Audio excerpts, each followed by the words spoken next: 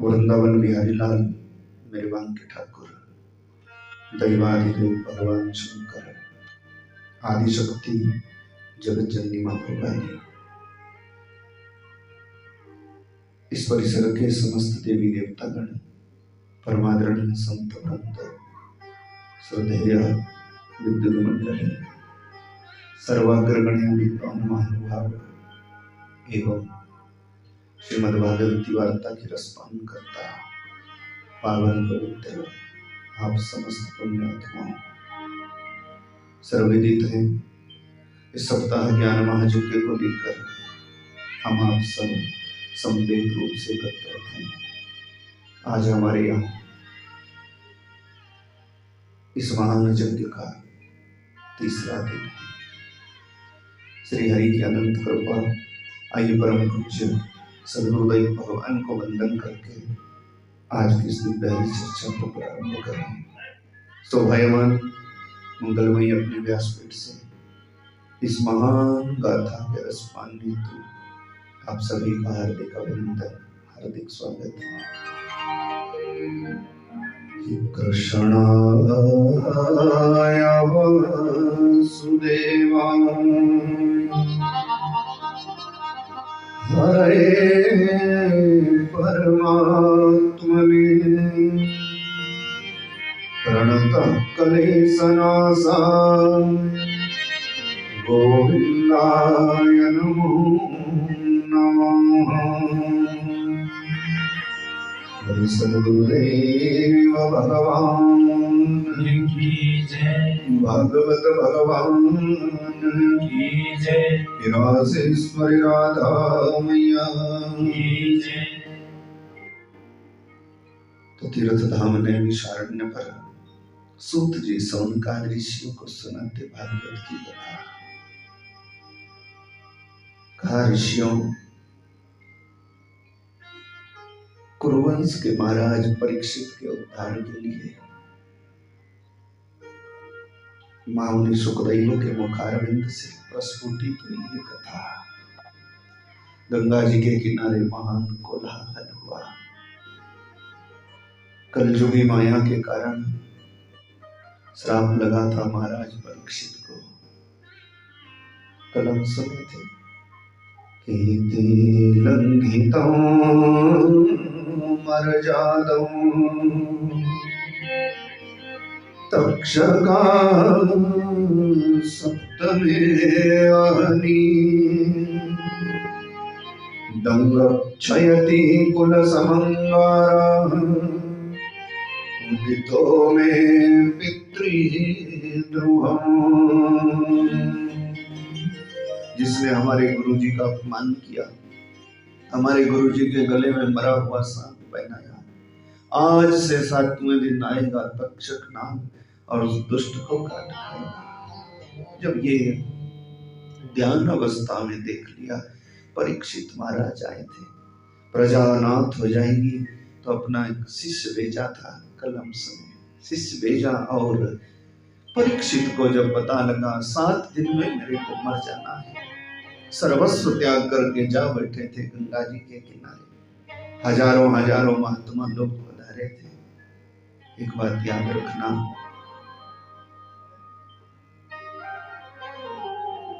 ऐसा कोई संकट आ जाए ना अंत समय में, अपने बाल बच्चे, नाता रिश्तेदारी, सगा संबंधी, सो तो स्वार्थवश रोता चिल्लाता भी है, स्वार्थवश इकट्ठे भी हो जाते हैं, पर असल में नाम तो उसने कमा रखा है जिंदगी में। जिसको कोई संकट आने पर महात्माओं का भी दिल पसीज जाए। महाराज परीक्षित कोई साधारण आदमी नहीं है। महाराज परीक्षित जैसे सबको पता लगा कि महाराज जा बैठे गंगा जी के किनारे, तब तो अत्रिर्वासिष्ठश्चैव सरदवान्नरिष्ठनेमि भृगुरंगिराश्च पराशरो गाधीसुतो अथ रामः उत्तया इंद्र प्रमदे दवाहु मेधातिथि अरिष्टसेनो भारद्वाजो गौतमा पिप्पलादा। बड़ी क्या बात, जो जो महात्मा सुनते गए कि राजा को श्राप लग गया ना, सब गंगा जी के किनारे भृगु वशिष्ठ चैवनात्रेय भारद्वाज कण्व कश्यप काश्यप और तो और स्वयं भगवान वेद व्यास जी कृष्ण तो ए पायनो नारदादया। महात्माओं की भीड़ लग गई थी गंगा जी के किनारे। कोई साधारण ऐरा गहरा आदमी तो है नहीं महाराज परीक्षित।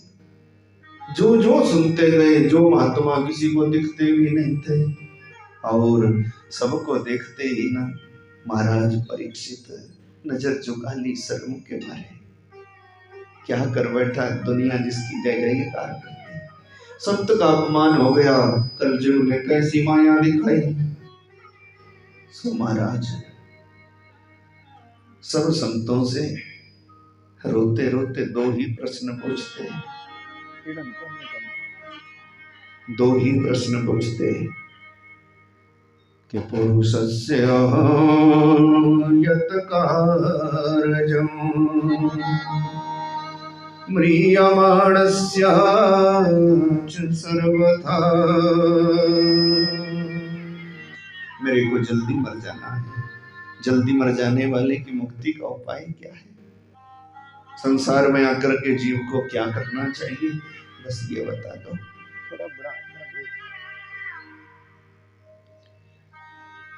कोई कहता तुला दान करा लो, कोई कहता जब पाठ करा लो। सो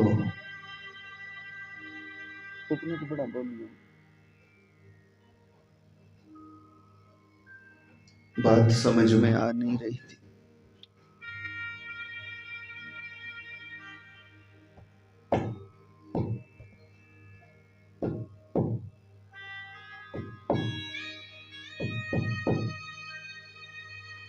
बात समझ में आ नहीं रही थी। उसी समय भगवान की कृपा हुई, कल हम सुने थे। बड़ी सभा संतों की बैठी थी, तभी तत्र भवत भगवान व्यास पुत्रो यदरिच्छया कामटमानो अनपेक्षा अलक्षयलिंगो निजलाभतुष्टो मृतश्च बालैर अवधूतवेषा। उसी समय अनायास कहीं से किसी ने बुलाया नहीं था। तीर्थ यात्रा करते करते महामुनि सुखदेव आ गए और जैसे ही सुखदेव को देखा, नंग धड़ंग घुंघराले बाल, चौड़ी छाती, तेज बाल माथा, 16 साल की उम्र। ऐसे माया से परे के जीव हैं सुखदेव। किसी ग्रंथ में ये 16.5 साल के नहीं हुए, सब में 16 के ही रहे। उम्र कितनी भी हो गई चाहे, क्यों? क्योंकि इनको माया नहीं गिरती भाई। ऐसे अवधूत अपनी मौज मस्ती में श्री कृष्ण गोविंद हरे मुरारी हे नाथ नारायण वासुदेव श्री कृष्ण गोविंद हरे मुरारी हे नाथ नारायण वासुदेव श्री कृष्ण गोविंद हरे मुरारी हे नाथ नारायण वासुदेव हे नाथ नारायण वासुदेव हे नाथ नारायण वासुदेव श्री कृष्ण गोविंद हरे मुरारी हे नाथ नारायण वासुदेव भगवान की जय। कृष्ण ही जिनके प्राण हैं, भागवत ही सर्वस्व है। बगल में दवाई भागवत की पोथी और प्रकटे गंगा जी के किनारे। कल हम सुने थे कि गुरु जहां पर मन माने के समझ लो बस यही गुरु का द्वार है जी। आज तक महाराज परीक्षित का मन नहीं माना। सब संत कह रहे हैं ना, कोई कह रहे अनुष्ठान करा लो, कोई कह रहे तुलादान करा लो, कोई जप पाठ करा लो, 7 ही दिन है। तो महाराज परीक्षित कहते संत का अपमान कर रखा है। भागवत हमारे को निर्देश करती है ना कि जिंदगी में भले ही संसार में सब जीवों में त्रुटियां होती है, सब में पाप होते हैं, पर सत्संग का सीधा अर्थ है कुछ भी हो जाए कभी भी किसी सज्जन की बद्दुआ मत लेना। बोले नारायण भगवान की जय। किसी संत का अपमान बहुत खतरनाक होता है, उसका कोई प्रायश्चित नहीं। महाराज परीक्षित जानते थे ये कलयुगी माया से हमसे अपराध हो गया, सो चेहरा लटका लिया था। जैसे सुखदेव पधारे वैसे पता नहीं क्रांति आ गई जीवन में, और अंदर से आवाज आई कि अब मेरा बेड़ा जरूर पार होएगा। अब कोई सदगुरु आया है, और एकदम से भीड़ को चीरते चीरते गए। सब संतों ने खड़े होकर के स्वागत किया महाराज, और गंगा जी का किनारा गूंज उठा। बोली भागवत भगवान की जय। भीड़ भड़ाके में परीक्षित गए सीधे और सुखदेव के चरणों में गिर गए। आंखों से आंसुओं की धारा बह चली।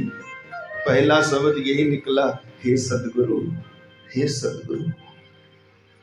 सदगुरु तो भगवान के तुल्य हैं। रोते रोते चरण पकड़ लिए और कहा बस मेरा उद्धार कर दो रे। यहो अद्यवयम् ब्रह्मन् सतसेव्या क्षत्रबन्धवा कृपया तिथिरूपेण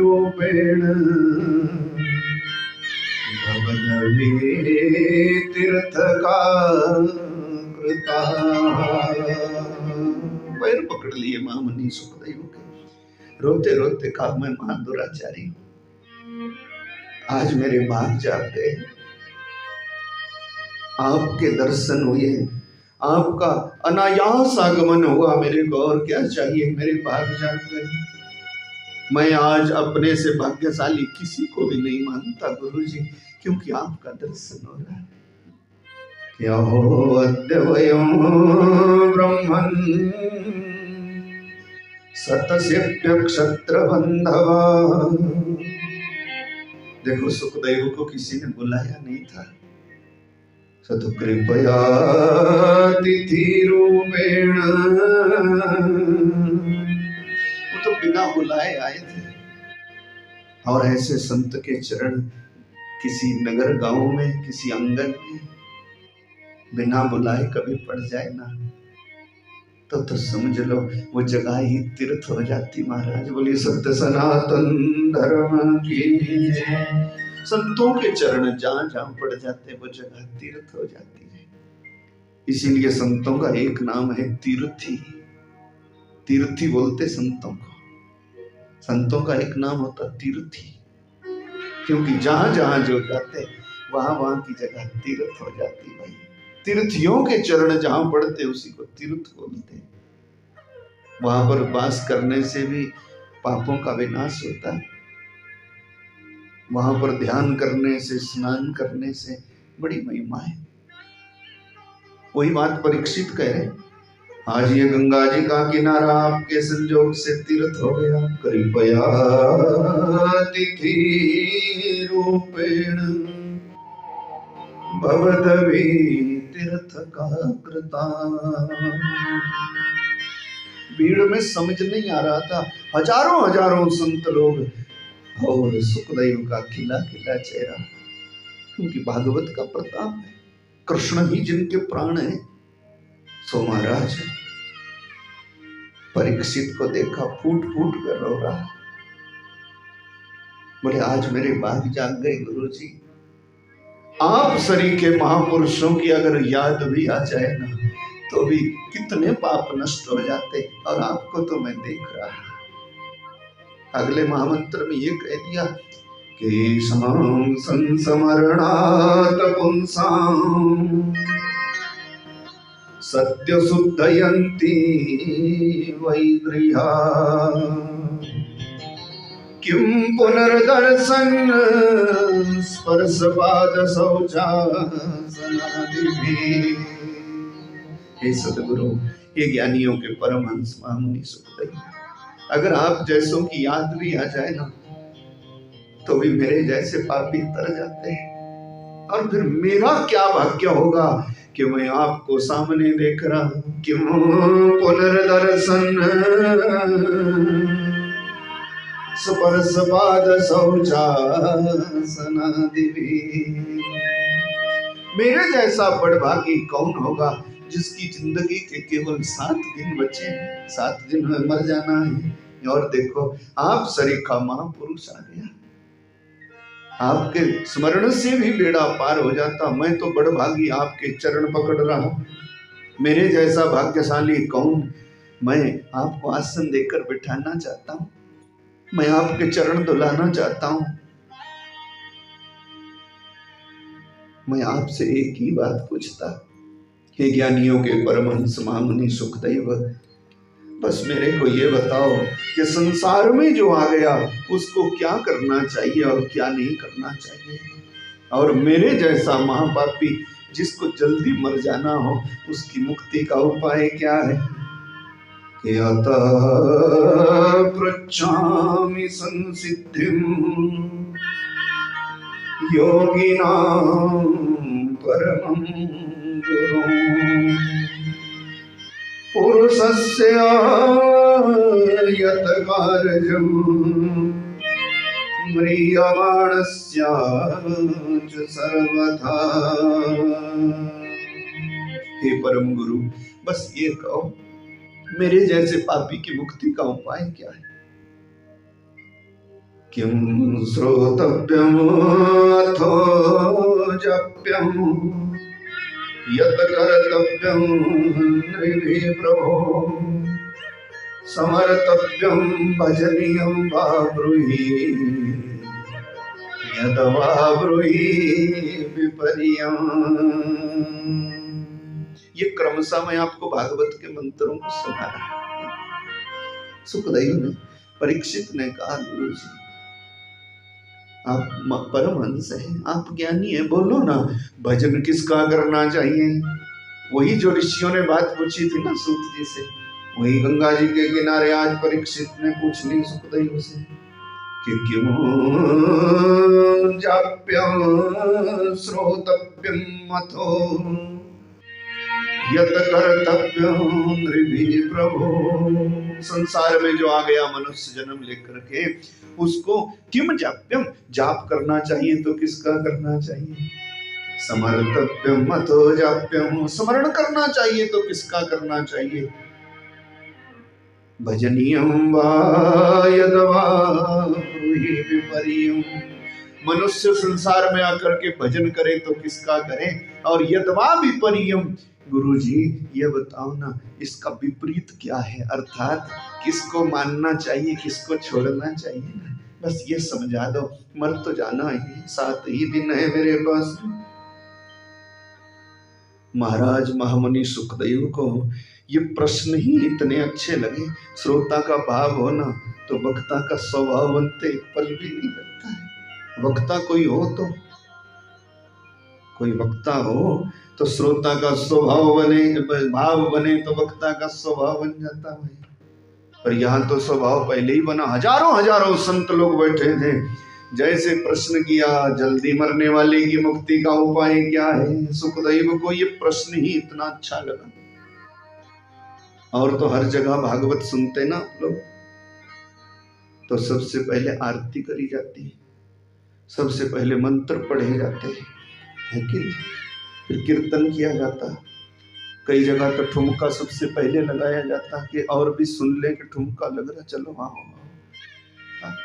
ये सब इसीलिए हम जैसे लोगों को करना पड़ता कि आप आ जाएं और आपका भाव बन जाए। बोले नारायण भगवान। इसीलिए थोड़ा कीर्तन होता है, फिर कहीं कहीं तो लोग बुला करके करने पड़ते, आ जाओ भाई कथा शुरू हो गई है कि। पर आपको कहें, आज से 5000 वर्ष पूर्व कलयुग के जो 30 वर्ष बीते थे लगभग, आज तक 5124-25 वर्ष बीत गए। और ये उस समय की बात है जब कलयुग के 30 ही साल बीते थे। गंगा जी के किनारे पहलो पहल जब ये भागवत प्रकटी थी ना, तो वहां किसी को बुलाना नहीं पड़ा, वक्ता बाद में आया, श्रोताओं की भीड़ पहले बैठी थी और भाव था, रो रो के कह रहे थे, जैसे सुखदेव ने कहा, राजन तू बड़भागी है रे, आज तक तेरे जैसा बड़भागी कोई देखा नहीं हमने। कैसा कि तू 7 दिन तक नहीं मरेगा। बोले नारायण भगवान। वो बड़भागी है, नहीं तो आज तक कौन दावा कर सका कि मैं 2 घंटे जीऊंगा। बोलो बोला, कौन कह सकता कि मैं 5 मिनट जीऊंगा। एक सांस का झगड़ा, लिया लिया लिया न लिया, क्या भरोसा है कल तक, मुसाफिर जिया न जिया। बोलो क्या भरोसा, सांस आएगी कि नहीं आएगी। पर राजन तेरे जैसा बड़भागी कोई नहीं है। क्यों? क्योंकि तेरे पास 7 दिन है। तेरे को संत ने श्राप दिया कि तू 7 दिन के बाद ही मरेगा। बोले नारायण भगवान की जय। तू बड़भागी है। और देखना ये 7 दिन किसके पास है राजा। सुखदेव ने कहा ये 7 दिन किसके पास है, बोलो भला। आज तक सृष्टि में कौन दावा कर सका कि मैं 7 दिन जीऊंगा। और एक परीक्षित है जो छाती ठोक के कह रहा, गुरुजी मैं 7 दिन के बाद मरूंगा, बताओ मेरी मुक्ति का उपाय बोलो। सुखदेव ने कहा इसको श्राप मानता है, ये श्राप नहीं है, ये तो तेरे को महापुरुषों का वरदान है कि 7 दिन में मुक्ति का उपाय कर लेने। श्रीमन नारायण नारायण नारायण, श्रीमन नारायण नारायण नारायण, श्रीमन नारायण नारायण नारायण, श्रीमन नारायण नारायण नारायण, श्रीमन नारायण नारायण नारायण, श्रीमन नारायण नारायण नारायण। गुरुजी मेरे पास 7 ही दिन है, बताओ मेरी मुक्ति का उपाय क्या है। सुखदेव ने कहा देखो हम और तो कुछ जानते नहीं प्यारे, हम केवल कृष्ण नाम ही जानते हैं। पर मजे की बात यह है आज तक ऐसा संजोग मेरे को भी दिखा नहीं। कैसा संजोग? बोले इतनी संतों की भीड़ बैठी हो, गंगा जी का हो किनारा, और तेरे पास केवल 7 ही दिन हो और मेरी बगल में भागवत हो, सप्ताह श्रवणे नहीं सर्वथा मुक्तिदायकम भागवती वार्ता सुराणाम अपि दुर्लभ। बोले राजन ऐसे अवसर तो देवताओं को भी नहीं आते। तेरे पास 7 दिन है और मेरे पास भागवत है, तो तेरे को मैं भागवत की कथा सुनाऊं और 7 दिनों में तेरा कल्याण हो जाएगा। रे संत के श्राप से भी तेरी मुक्ति हो जाएगी, तू भगवान का प्यारा हो जाएगा। परीक्षित ने कहा गुरुजी पहले ये बताओ ना कि आप किस भागवत सुनने का फल क्या है, क्योंकि मैं महापापी हूं, मैंने बहुत बुरा कर्म कर रखा है, इसका फल क्या है। बोले कृष्ण प्राप्ति कर्म शाश्वत साधनम। राजन इसका पूर्णता फल तो है भगवान कृष्ण की प्राप्ति। तब तो महाराज परीक्षित के चेहरे पर आस जग गई। परीक्षित ने कहा किस कृष्ण की प्राप्ति? कौन कृष्ण? वही द्वारिकाधीश भगवान। कौन द्वारिकाधीश भगवान? जब मैं माँ के गर्भ में था मेरे को दर्शन दे गया जो। कौन द्वारिकाधीश भगवान? वही भगवान ना। जब मेरी माँ दुखी होकर के उनकी शरण गई थी, मेरे गर्भ को बचा लो, मेरे गर्भ को बचा लो। कि द्रोण्यस्त्र विपुलुष्टमिदं मदंगं संतान बीजं कुरु पांडवानां जुगोपकुक्षिमुंगतात चक्रो मातुश्च मेया शरणं गताया। क्या आप उन्हीं भगवान की बात कर रहे हैं?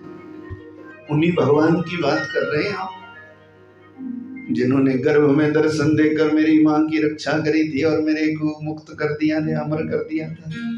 वही भगवान जिन्होंने कदम कदम पर मेरे बुजुर्गों की सहायता करी, महाभारत का युद्ध करा करके उनको अमर, उनका नाम बना दिया।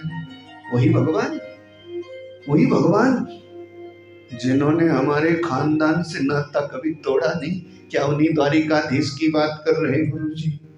उन्हीं की बात कर रहा है। मेरी भागवत का फल ही है कृष्ण प्राप्ति। कृष्ण प्राप्ति तब परीक्षित ने ना आओ देखा ना ताओ, सीधा कह सुनाओ भागवत की कथा, सुनाओ भागवत की कथा।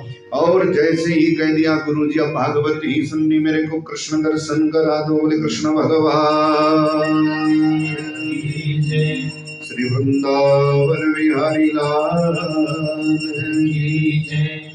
मेरे को कृष्ण दर्शन करा दो। जो मैंने माँ के गर्भ में झांकी देखी थी द्वारिकाधीश भगवान की, वो मैं एक बार फिर देखना चाहता।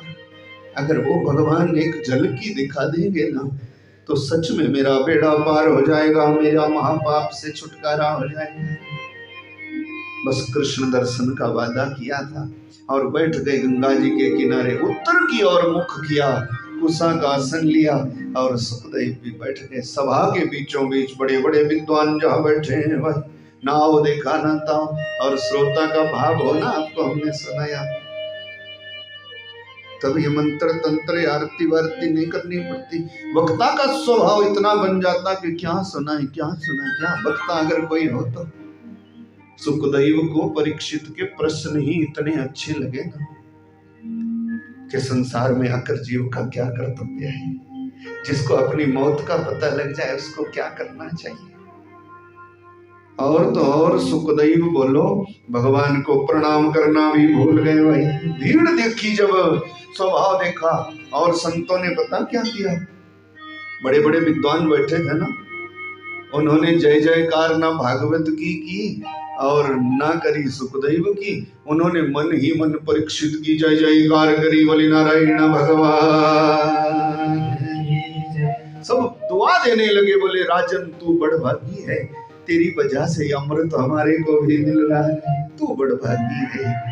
कौन कहने वाला बड़भागी नहीं है, उससे 10 गुना ज्यादा बड़भागी तो कथा का आयोजन करने वाला है सुखदेव। परीक्षित की जय जयकार करें। सब संतों ने अपना मेरुदंड सीधा कर लिया।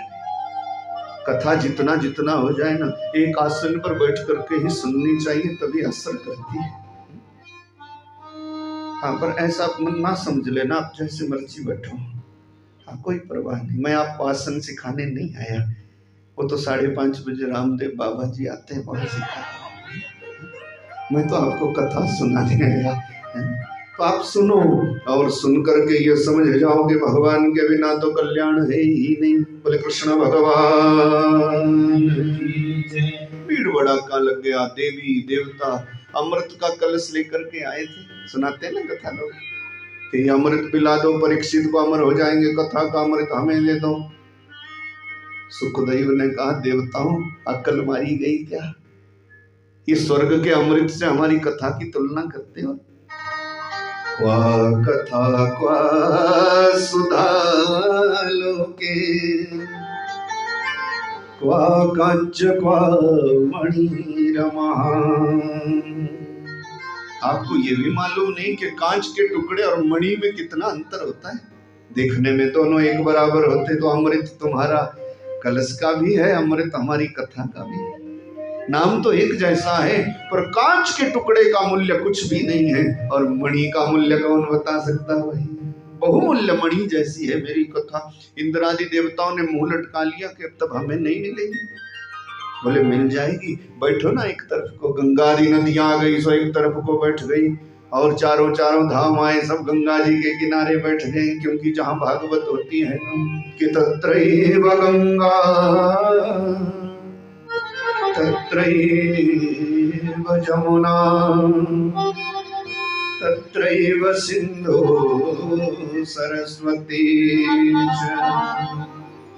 सर्वाणि तीर्थानि वसन्ति तत्र यत्रैव श्रीमद्भागवतम्।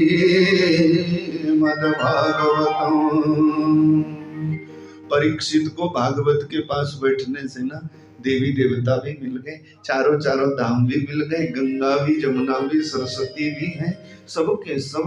और सुखदेव ने कह ही दिया था कि राजन प्रेम से रहेगा ना तो तेरे को कई कई बार चार चार धाम की यात्रा का फल मिलेगा, तेरे को भगवान मिलेंगे, और अंत में मैं कन्हैया दिखाऊंगा। बोली नारायण भगवान की जय। भीड़ भड़का लग गया, प्रणाम करना भी भूल गए जब भाव देखा श्रोता का, भगवान को प्रणाम करना भी भूल गए। भागवत का जो मूल पारायण है ना, सुखदेव ने जब कथा प्रारंभ करी गंगा जी के किनारे, तो ना तो जय जयकार करी, ना प्रणाम किया भगवान को, बस संतों की भीड़ देख के और परीक्षित का भाव, आंसुओं की धारा बह रही, गुरु जी मेरे पास 7 ही दिन है, मेरा उद्धार कर दो, मेरा उद्धार कर दो। तो पता क्या कहा? सामने गंगा जमुना सरस्वती देवी देवता बैठे हैं, चारों चारों धाम बैठे हैं, सब तीर्थ बैठे हैं, तो पता क्या कहा? ना प्रणाम किया, सब भूल ही गए। भाव ही ऐसा था, इसीलिए शुरू कहां से की पता? कि बरिया ते प्रश्न कृतो लोकहितं नृप क्यातंबित सम्मता पुंसां श्रोतव्यादिषु या परा। बोले राजन, ये प्रश्न तेरे अपने लिए नहीं है प्यारे, ये तो तूने लोक के कल्याण के लिए पूछे हैं, क्योंकि संसार में जो आया उसको जल्दी ही मर जाना है, पता नहीं कब मर जाए, एक पल का भरोसा नहीं है। तो ये प्रश्न तूने अपने लिए थोड़ी पूछा है, तेरे प्रश्न लोक कल्याण के लिए है, इसीलिए हमारे मन में आया है कि 7 दिनों तक यहीं बैठ करके तेरे को कथा सुनाएंगे। परीक्षित सुखदेव ना 6 मिनट के बाद किसी को दिखाई भी नहीं देते, ऐसा लिखा है। सुखदेव का नियम है, रोज 5 घरों में भिक्षा मांगने जाते भाई। कि गृहेषु गृहमेधिनां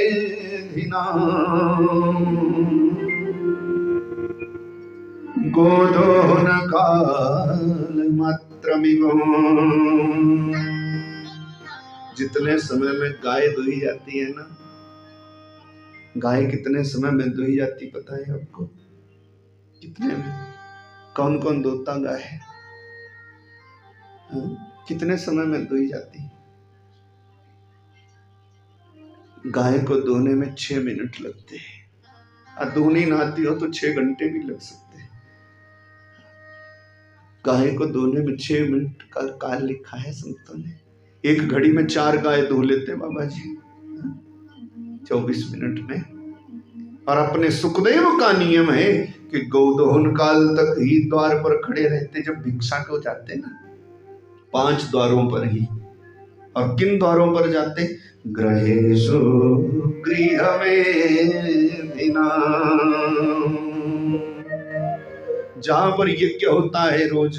किन द्वारों पर भिक्षा मांगते थे सुखदेव? बोलो। कि घर घर तुलसी ठाकुर सेवा। जिस घर में तुलसी का पौधा है, जिस घर में ठाकुर की सेवा रोज होती है, उसी द्वार की भिक्षा संत लेता है। हाँ, डाकू लुटेरा कोई आए ना सो तो पूरे शहर को लूट के ले जाता है, उसका भरोसा हम नहीं करते। और आपको भी ये सलाह देते हैं कि जरा विचार करके ही किया करो। डाकू लुटेरा ये नहीं देखता कि माल चोरी डाका का है। डाकू लुटेरा ये नहीं देखता कि ये देने वाला अधिकारी है कि नहीं है। डाकू लुटेरा ये नहीं देखता कि देने वाला नशा करके दे रहा है। डाकू लुटेरे को क्या लेना देना, सो तो भैंस बना करके आता, पूरा नगर लूट के ले जाता। हर लोग कहते भाई बढ़िया हो गया। सो पर सच में जो महात्मा है वो हर किसी द्वार की भीख की भी नहीं लेते। किस द्वार की भीख लेते? जहां पर लग जाता है कि यहाँ तुलसी की पूजा होती है, यहाँ पर ठाकुर जी की पूजा होती है, संत लोग उधर ही जाते हैं। 5 द्वारों से भीख मांगते थे, रोज 6 मिनट तक खड़े रहते। किसी ने कुछ दिया तो लिया, नहीं तो जंगल में चले जाते। सुखदेव किसी को दिखते भी नहीं थे। और वही 6 मिनट के बाद जो दिखता भी नहीं, आज परीक्षित के भाग कैसे 7 दिन को बैठ गया गंगा जी के किनारे और कह दिया राजन के बरियाने सा प्रश्न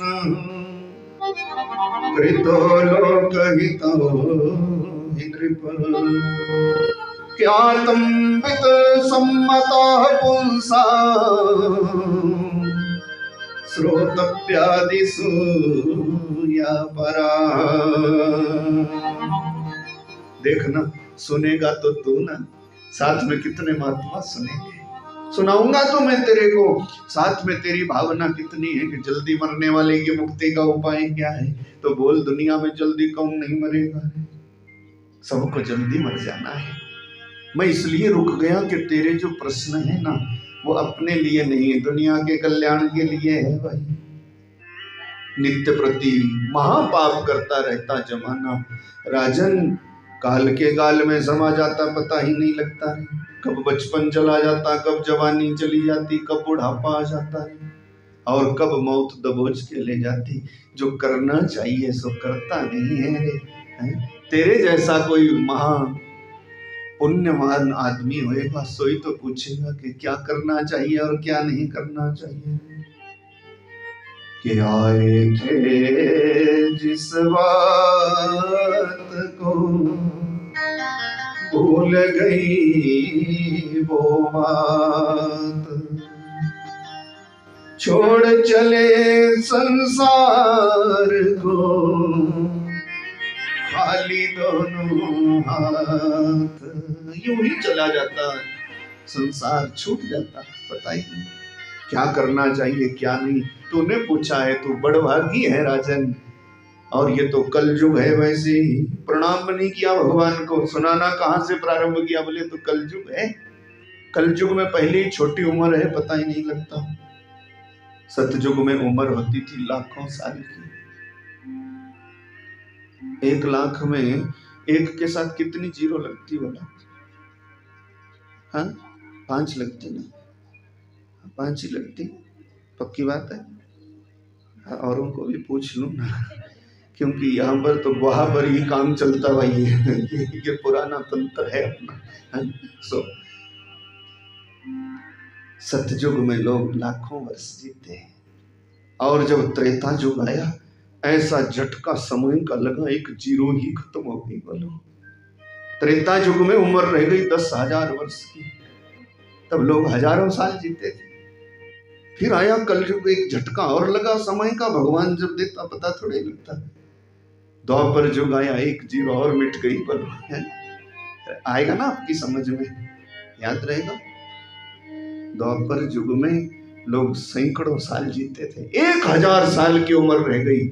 और आया कलयुग तो एक झटका और लगा, 1 जीरो और खत्म हो गया। बोलो, उम्र रह गई 100 साल की। अब तो विद्वान लोग भी अपने आशीर्वाद में यही कहते, 100 साल जियो, 100 साल जियो। बोलते कि कलयुग में 100 साल तो जीना ही चाहिए। पर सुखदेव ने कहा, राजन, प्रश्न मरने और जीने का नहीं है।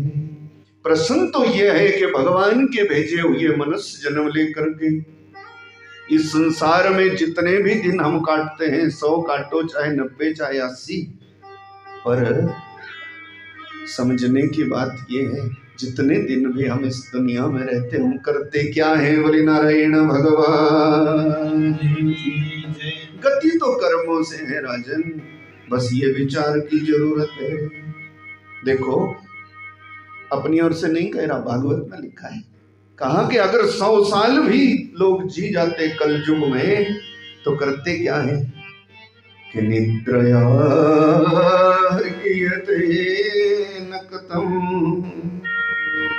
भयावायेन चर्वावया दिवाचार थे हया राजन कुटुंब भरणे नवा। अगर 100 साल भी कोई जीता है ना तो 50 साल तो सोने में चले जाते हैं, बचपन खेल तमाशे में चला जाता, जवानी भोग विलास में चली जाती और जिंदगी का समय धन कमाने में चला जाता है। रात को सो जाओ, दिन को ये विचार करो कि परिवार का गुजारा कैसे चलेगा, हम क्या कमाएंगे, क्या खाएंगे, और यूं ही जिंदगी चली जाती वही। तो बुढ़ापा आ जाता। बुढ़ापा दुखदाई है, भजन नहीं बनता राजन। कब मौत आती, कब दबोच करके ले जाती, बस यही पूरे संसार का हाल है। तू तो बड़ भागी है कि तेरे मन में भगवान के प्रति श्रद्धा हुई राजन। यहाँ पर कौन, बोलो, किसको ये पता नहीं है कि देहापत्या कलत्रादि स्वातम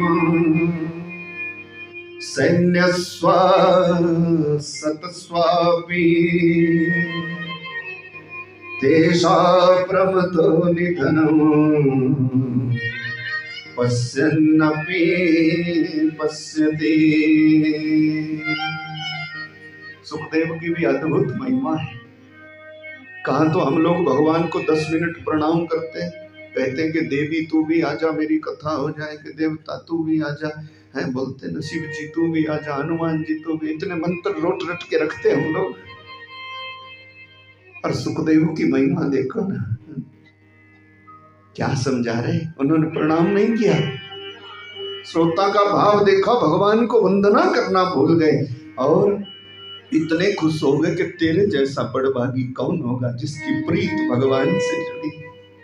राजन, यूं ही चली जाती जिंदगी। कौन समझ पाता संसार में कि कौन अपना है कि कौन अपना नहीं है। बचपन आया तो बाल बच्चे, सगा संबंधी, खेल तमाशे, ये सब अपना। और दुनिया भी कितनी खतरनाक है, पूछो ना। जब छोटा बच्चा होता है तो ये थोड़ी सिखाते कि, इसीलिए हम हर जगह निवेदन करते, आपसे भी करते, छोटे बच्चों को जरूर मंदिर लाना चाहिए। कई बार कथा में कह देते हैं ना, बच्चों को नहीं लाए, हम नहीं कहते, हम कहते जरूर लाओ, थोड़ा हलचल करेंगे तो क्या होएगा, कल को बड़े होंगे ये तो सीखेंगे कि ये हमारी संस्कृति है, हमें मंदिर भी जाना ही चाहिए। थोड़ा हलचल करेंगे तो क्या होगा, तो हमें संभालना है ना।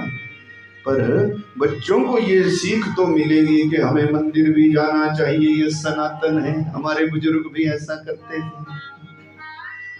नहीं तो खेल तमाशा सिखाती दुनिया। दुनिया कितनी स्वार्थी है। जब बच्चा छोटा होता तो सिखाती कि भाई अब तो पढ़ाई का भी स्तर कहीं और चला गया, पूछो, ये गधा है, ये घोड़ा है, ये बिल्ला है कि नहीं। कथा में हम एक जगह गए तो 3 साल का बच्चा ना 20 प्रकार की आवाज निकालता था और दादाजी बोलने लगे उल्लू की आवाज निकाल। जब हम गए तो स्वामी जी को सुना उल्लू की आवाज निकाल, फिर बोले गधा कैसे बोलता है। मैं का सारा इसी को ही बना दोगे कि किसी और को भी बना। तो इस संसार का स्वभाव है।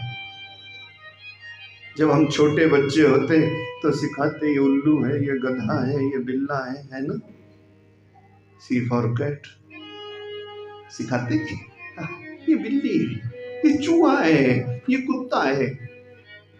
पहले गधा घोड़ा सिखाते, कौन सिखाता? इसीलिए निवेदन सत्संग सिखाती है कि हमें भजन भी करना चाहिए। बोले नारायण भगवान। छोटे बालकों को जरूर मंदिर ले जाया करो, बचपन में सीखेंगे तो बढ़िया रहेगा। इधर जवान हो जाते तो फिर पढ़ाई लिखाई का बोझ पड़ता, नौकरी चाकरी हो जाती तो फिर अपने आप ही सीख जाते कि भाई धन कमाना पड़ेगा तभी आगे काम चलेगा। फिर ब्याह शादी हो जाती, बाल बच्चे हो जाते हैं। तुलसी बाबा ने बहुत सुंदर लिखा है रामचरितमानस में कि ससुरार प्यारी वही जब ते रिपुरूप कुटुंब भय तब ते। अगर सत्संग जीवन में नहीं है ना, भजन जीवन में नहीं है, सदगुरु की कृपा नहीं है, तो ससुराल जब प्यारी लगती है ना तो नाता रिश्तेदार शत्रु दिखता है। और फिर लगता है कि एक बार ससुराल जाने से 4 धाम की यात्रा का फल मिल जाता है। जवानी बिना सत्संग के ऐसी हो जाती है, तब उसको बस ये विलास, ये वासना, सब यही सब कुछ हो जाता है। और राजन धीरे धीरे धीरे बस सीख जाता, ये पत्नी है, ये पुत्र है, ये पिता है, ये भाई है, ये बेटी है, नाता रिश्तेदारी है, इसी में उलझा रहता पूरी जिंदगी भर। और मन में पड़ूंगी सो सीख जाता, सो पूरी जिंदगी इसी में बिता देता। पर बोलो, सुखदेव ने एक सुंदर बात कही है, तेषां प्रमतो निधनम। ये कुछ भी रहने वाला नहीं है, ना सगा संबंधी, ना नाता रिश्तेदार। राजन, जो आया था सो यहीं पर छोड़ना पड़ेगा, जो यहाँ लिया था यहीं दे करके जाना पड़ेगा। कुछ भी साथ ले नहीं जा सकते इनमें से जिनमें हम खोए रहते हैं। और सुनो, विडंबना ये है राजन कि तेषां प्रमतो निधनम। बोलो, ऐसा कौन है जिसको ये पता नहीं है कि नाता रिश्तेदार मर जाएंगे? ऐसा कौन है जिसको ये पता नहीं है कि मैं मरूंगा? सबको पता है ना, फिर भी मौत का कोई विचार करता है क्या? वही बात कह रहे हैं सुखदेव। बोले राजन, तू बड़भागी है, इसीलिए हम रुक गए रहे। कैसे कि देहापत्तया कलत्रादि स्वात्म। पत्नी भी मर जाएगी, पति भी मरेगा, ये देह भी खत्म हो जाएगी, अपनी नहीं, सब चले जाएंगे। तेषां प्रमतो निधनम। राजन, इनका जाना निश्चित है, ये जाएंगे ही जाएंगे, सब संसार खत्म हो जाएगा। पर पश्यन्नपि न पश्यति। बोल राजन, ये सब कुछ जानते हुए भी दुनिया क्या इसको देखती है? सब कुछ दिखाई दे रहा कि मेरे को मर जाना है, पर विचार करती है दुनिया। बोलो क्या? तो तेरा प्रश्न है ना कि क्या करना चाहिए और क्या नहीं करना चाहिए, तो दुनिया तो उलझी रहती है। जो करना चाहिए वो करती नहीं है, और करना क्या चाहिए? जन्म तेरा बातों में बीत गया रे तूने, कबहू न कृष्ण कहो। जन्म तेरा बातों में बीत गयो रे तूने, कबहू न कृष्ण कहो। जन्म तेरा बातों में बीत गयो रे तूने, कबहू न कृष्ण कहो।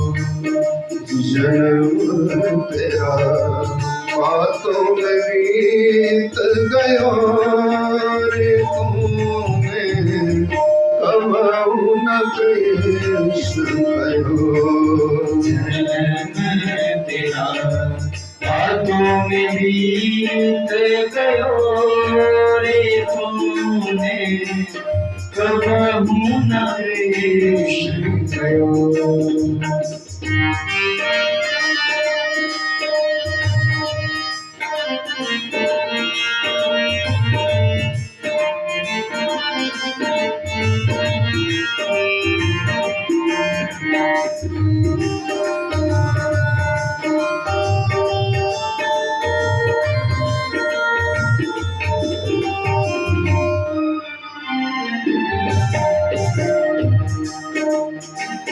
पांच वर्ष का भोला भाला 5 वर्ष का भोला भाला 5 वर्ष का भोला भाला 5 वर्ष का भोला भाला अब तो 20 भयो अब तो 20 मगर 25 माया कारण मगर 25 माया कारण देश विदेश गया रे तूने कबहू न कृष्ण कहो जन्म तेरा बातों में बीत गयो रे तूने कबहू न कृष्ण कहो जन्म तेरा बातों में बीत गया रे तूने कबहू न कृष्ण कहो जन्म तेरा बातों में बीत गयो रे तूने कबहू न कृष्ण कहो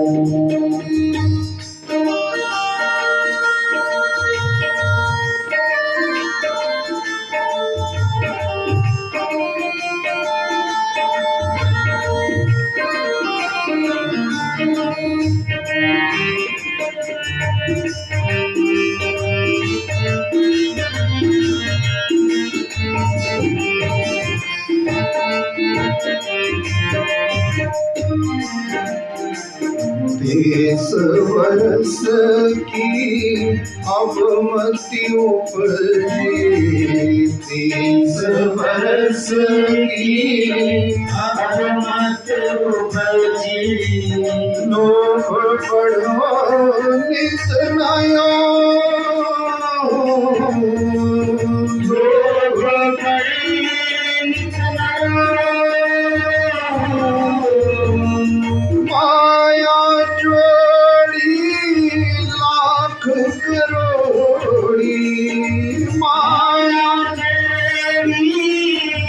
लाख करोड़ी अजू न तृप्त भयो रे तूने कबहू न कृष्ण कहो जन्म तेरा बातों में बीत गयो रे तूने कबहू न कृष्ण कहो राजन बस यूं ही दुनिया चली जाती है वृद्ध भयो अब आलस उपजही वृद्ध भयो अब आलस कर गई कफनित कंठ रयो कफनित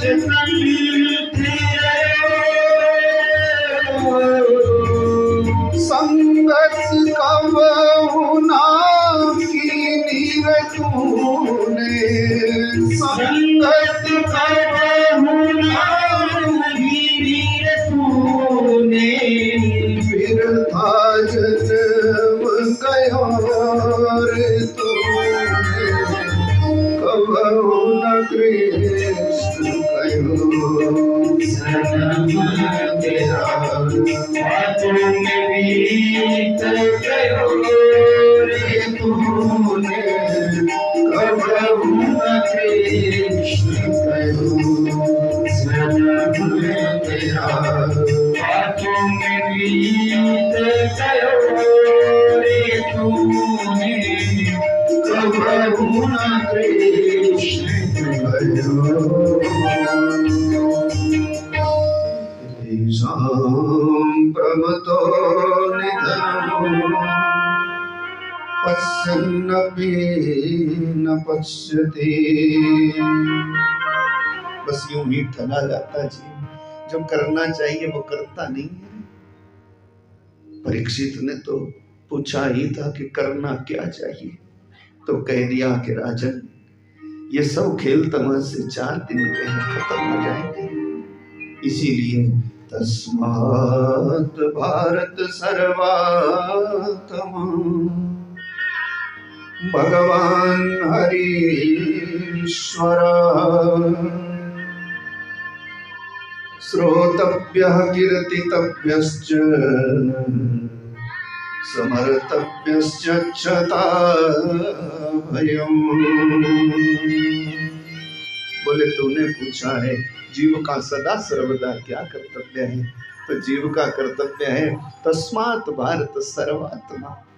इसीलिए इन सब प्रपंचों को छोड़ करके, सब मैं मेरा तू तेरा, सब खरा खोटा, ये सब तो लगा ही रहेगा दुनिया में। इन सब को छोड़ करके राजन जीव का परम कर्तव्य है कि तस्मात् भारत भगवान हरीश्वर श्रोतव्य समर्तव्य अक्षता भयम्। जीव को चाहिए कि वो पूर्ण परमात्मा भगवान हरि ईश्वर गोविंद का भजन करके अपना मन गोविंद में लगा ले और दुनिया से अपना कल्याण कर ले। सार बस यही है कि गोविंद में मन लगे रहे, कि मन गोविंद चरणे निवेशयेत। मन गोविंद में लगाया जाए, मन गोविंद में लगे।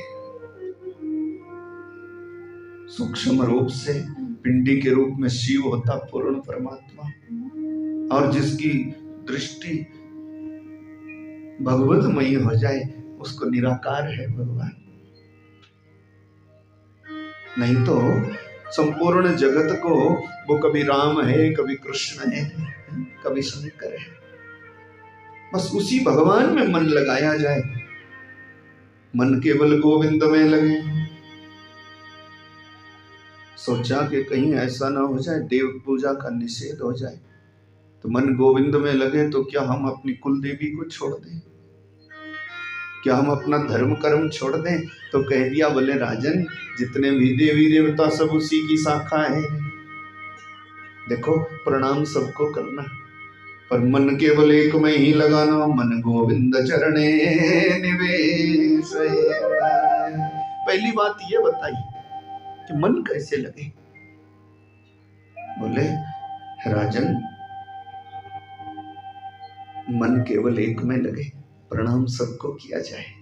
कैसे भला? हमारे को कन्हैया अच्छे लगते हैं ना, तो क्या शिव जी के द्वार जाना छोड़ दो? तब क्या हुआ? तब ना कन्हैया के हुए ना शिव जी के हुए हैं? पर कैसे समझाया, बहुत सुंदर समझाया भागवत में। मन केवल एक में लगाना।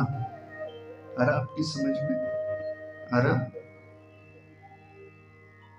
तो खुश रहो ना। कथा बड़ा संकरा मार्ग है, आपको कहे। कथा कोई नाटकबाजी नहीं है। ये तो हम लोगों ने इसको ड्रामा घोषित कर दिया, आजकल नाटक बना लिया। 7 दिन ही तो निकालने, और आपको मैं कहूँ 7 दिनों में कथा को छू भी नहीं सकते। हम जैसा भी ऐसा निरक्षर बाट जिसको क भी नहीं आता कथा का, सच आपको कहे कथा तो बहुत परे की चीज है। और ये श्रीमद् भागवत तो ना, ये तो भगवान को मिला देती है, साक्षात भगवान है। ये 2-3 घंटे में क्या मैं कहूं, एक जगह हम 6 घंटे कथा करते थे तो भी बाद में वैसे ही रहा। फिर लोग कहने लगे सुदामा की कथा रह गई। मैं उसको तो हर जगह आप सुनते ही हैं यार, उसको तो हर जगह ही सुनते हैं। मैं आपको कथा का भाव बताना चाह रहा कि असल में कथा क्या है। कथा कोई कहानी नहीं है, कथा तो वो तत्व है जो तार गोविंद से जोड़ दे। बोले गोविंद भगवान की जय। इधर उधर का ध्यान ही भुला दे जो। कथा तो भगवान की कथा तो कहना भी मुश्किल है, उसको शुरू कहां से करें। वक्ता को ये मजबूरी रहती, उसको समझ में नहीं आता कि अब कथा शुरू करें तो कैसे करें।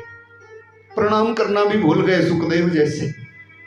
उन्होंने कहा राजन सब कुछ छोड़ना, मनः गोविंद चरणे निवेश। मन एक में लगा। तो मन एक में लगाने का मतलब क्या है, मानो हम शिव जी के द्वार गए भोला बाबा के, तो वहां क्या कहो कि बाबा आप दुनिया के दाता है। हम कन्हैया का भजन करते हैं ना, पर बोलो हमारे भजन में आजकल कुछ कमी आ रही। बाबा आप तो 24 घंटा राम राम राम राम राम कैलाश पर्वत पर जपते रहते हैं। हम आपका दर्शन करने आए, आपको जल चढ़ा रहे, आपको बिल्वपत्र चढ़ा रहे, पर हमारे को ऐसी कृपा करो कि हम ठाकुर के नाम की पहले 5 माला करते थे, अब 11 करना शुरू कर दे। हाँ बोलो, तो शंकर की पूजा हो गई और मन गोविंद के चरण में हो गया। हुआ कि नहीं? आप माता के द्वार जाओ तो चढ़ा दो चूड़ियां, चढ़ा दो हलवा और कहो कि माई सचियां जोता वाली, बोलो तेरा दिया सब है, तेरे बिना तो भगवान भी काम नहीं कर पाते, शक्ति के बिना कोई भी चल नहीं सकता। पर हे भगवती माँ हम तेरे द्वार आए हैं, तू कुल देवी है, तू संसार की जनिता है। हम तेरे दरबार आए हैं, इसलिए आए कि आजकल भजन में मन नहीं लगता। हमारा भजन इतना बढ़ा दे मैया, इतना बढ़ा दे, इतना बढ़ा दे कि हमारा खूब भजन में मन लगे और कन्हैया के नाम की हम आज के बाद 21 माला जपना शुरू कर दें, तब तो तेरे द्वार आना हमारा सफल हो जाएगा। तो बोलो माता को तो भेंट भी चढ़ गई, हलवा भी चढ़ गया और महाराज मन हो गया गोविंद के चरण में। बोले गोविंद भगवान। ऐसे प्रणाम सबको करो, मन केवल एक में लगाओ। मन एक में लगे तो बेड़ा पार हो जाता है। और सुखदेव को तो कृष्ण ही जिनके प्राण हैं कि मन लगा गोविंद में, कण कण में रहता भगवान, ऐसी कोई जगह नहीं, मन केवल उसी में लगे। वही भगवान बाहर कभी स्थूल मोर मुकुट बांसुरी वाला है, कभी वो गदाधारी हनुमान जी है। तुम ही श्यामल कृष्ण मुरारी, राम तुम्ही गणपति त्रिपुरारी। तुम ही श्यामल कृष्ण मुरारी, राम तुम्ही गणपति त्रिपुरारी। तुम ही बने हनुमान, तुम्हारी शरण पड़े। तुम ही बने हनुमान, तुम्हारी शरण पड़े। उद्धार करो भगवान, तुम्हारी शरण पड़े। उद्धार करो भगवान, तुम्हारी शरण पड़े। सुंदर पंक्तियां हैं। जब भगवतमय दृष्टि हो जाए तो बस प्रार्थना ऐसी ही करो, ऐसी अंतर ज्योत जगाना, हम दीनों को शरण लगाना। ऐसी अंतर ज्योत जगाना, हम दीनों को शरण लगाना। लटके बीच जान तुम्हारी शरण पड़े, लटके बीच जान तुम्हारी शरण पड़े। भव पार करो भगवान तुम्हारी शरण पड़े। प्रणाम कहीं भी करो, मन केवल एक में लगाओ। तस्मात् भारत सर्वात्मा भगवान हरीश्वर। कथा का मतलब पता क्या है? भागवत का मतलब है कि जीव को भगवान के प्रति पक्का कर देना। बोलो, यही तो किया सुखदेव ने, पक्का कर दिया कि मौत आ रही 7 दिन में, नहीं तो ये 7 घंटे में ही मर जाएगा। बोलो, सत्संग के बिना अगर ये पता लग जाए ना कि मेरे को मर जाना है, तो मरना होएगा 2 महीने में, तो 2 दिन में सूख सूख के मर जाते हैं। और सत्संग जब जीवन में आ जाता ना, तो सब पता है कि भगवान के संसार में भेजे हुए हम आए, उसकी जब इच्छा होएगी तो ले जाएगा भाई, कोई परवाह नहीं। क्योंकि हमें रहना तो है नहीं, ये तो पड़ाव है, ये भजन करने को मिला है। तो पक्का कर दिया ना कि 7 ही दिन में तो मर जाना है, कि कहीं भटक ना जाए तो इसकी मुक्ति कैसे होएगी, कृष्ण दर्शन कैसे करेगा अगर इसी चिंता में रहेगा कि सांप आएगा मेरे को काटेगा खाएगा तक्षक नाग, तो भजन थोड़े ही कर पाएगा। हम रहेंगे कथा सुनाते, वो उधर रहेगा कि कहीं भाई फिर सांप आ जाए तो काट दे, कथा तो होती ही रहेगी। इसीलिए पक्का कर दिया, ऐसा पक्का कि पूछना।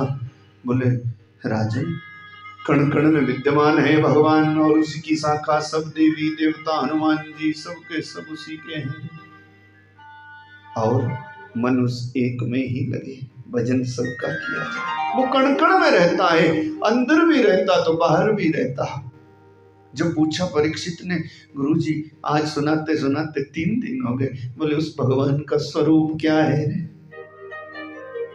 तो सीधा कह दिया था कि वो तो सर्वव्यापक ब्रह्म है, निराकार निर्गुण। निराकार जानते आप? निरंकारी भी है।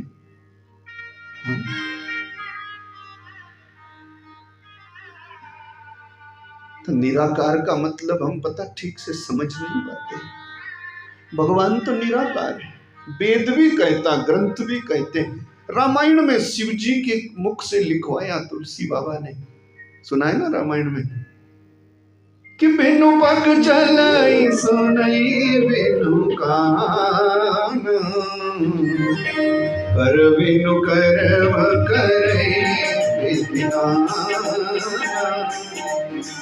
बिनु आनंद सकल रस भोगी, बिनु वाणी बतकार जोगी, तन बिनु परस नैन बिनु देखा। वो तो उसकी आंख कहीं दिखती नहीं पर देखता सब कुछ है, पांव दिखता नहीं चलता हर जगह है, सब कुछ वही कर रहा पर उसके हाथ नहीं दिखते। बोलो, तो निराकार है। रामायण कहती है निराकार है ईश्वर, वेद कहता है सर्वव्यापक ब्रह्म है जो, सब ग्रंथ कहते वो निराकार है। पर उसी से संसार बनता, उसी से आकार पैदा होते, उसी से ये कन्हैया, उसी से ये राम, उसी से ये शंकर, ये सब उसी से प्रकट होता। तब हम ये कह दें कि शंकर पूजा के योग्य नहीं है, कृष्ण की पूजा नहीं करनी चाहिए, देवी देवताओं को नहीं मानना चाहिए। कुछ लोग बोलते बोले तो प्राइमरी की बातें हैं। मैं कहता हमारे को प्राइमरी में ही रहने दो, बढ़िया है। हाँ, जरूरी नहीं हम यूनिवर्सिटी में जाना नहीं चाहते, इसमें आप ही रहो। और कहो तो कि निराकार है भगवान। खाओ पियो मौज मस्ती करो, उल्टा सीधा सब काम काज करो, क्विंटल भर की देह है, और फिर कहो कि ना धूप ना बत्ती ना पूजा ना पाठ, कि भगवान नाम की चीज नहीं।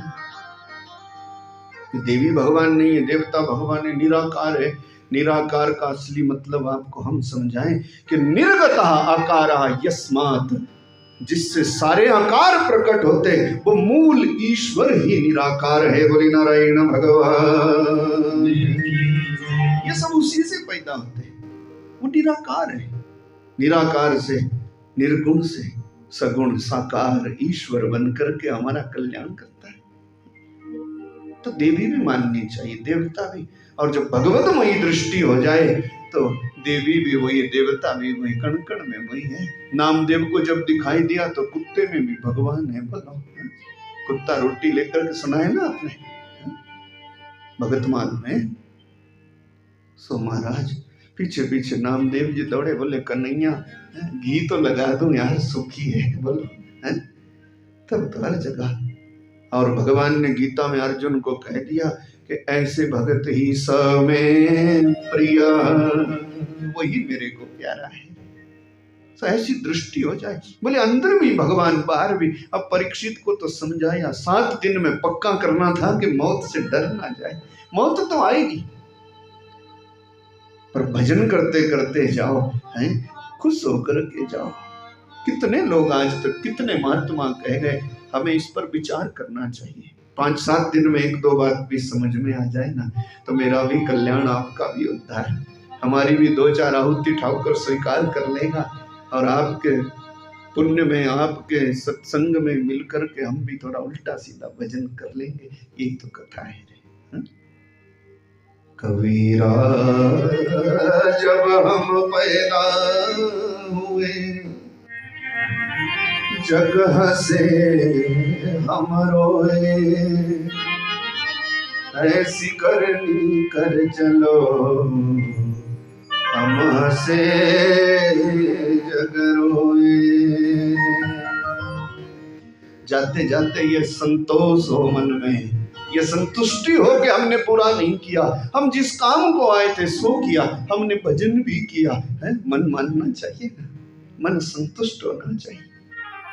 और हम है कि तर्क वितर्क में ही मर जाते, पूरा जमाना, पूरे संसार और पूरा जीवन तर्क वितर्क में ही खो देते। बोलो एक मंडली आजकल ऐसी हो गई, सो कहते कबीर राम जी को मानते ही नहीं थे, कबीर ही भगवान है। बोलो, और कबीर बाबा पूरी जिंदगी मर गए। कुछ लोग ऐसे हो गए, सो कहते भगवान का प्रसाद नहीं लेते, गुरु जी मना करता है।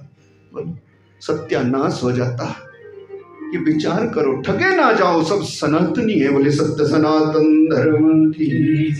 प्रसाद को खा खा करके लाखों संत तर गए। बोलो है कि नहीं? नाम का प्रसाद लेकर के करोड़ों महात्मा भगवतमय हो गए, शरीर पर दिमके चढ़ गई, समाधि लग गई। बोलो फिर भी मौत नहीं है। कितना बल है नाम में, कितनी ताकत है, कितना भजन के बल। 13,000 वर्षों तक एक पैर के अंगूठे पर खड़े रह के भजन किया संतों, और हम कहते प्रसाद नहीं लेना। राम नाम की कोई चीज नहीं है। कुछ तो महामूर्ख ऐसे हो गए, सो बोलते ये राम भगवान है ही नहीं, राम कभी हुआ ही नहीं। बोलो ऐसी खबरें भी तो आती।